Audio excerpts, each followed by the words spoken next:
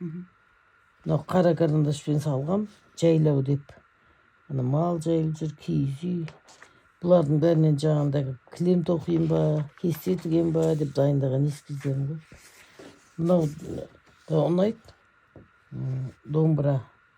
Домбыраның бір бөлігі, мынау қалған үлкейтіп домбыраның басы, домбыраның ар жағына фонына үлкейткен мына домбыраның денесі. Мына да кесе қып тіккем, бишер қып тіккем мынаны. Симметрия болғаннан кейін екінші жағын. Мынандай ескіздерін дайындаған.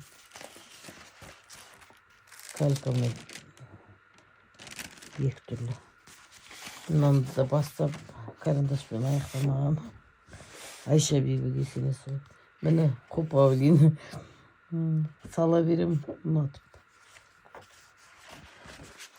Мынау натюрморт. Мынау гуашьпен салған табиғат суреті. Мынау терезеден қарап отырып салған. Осындай суреттер.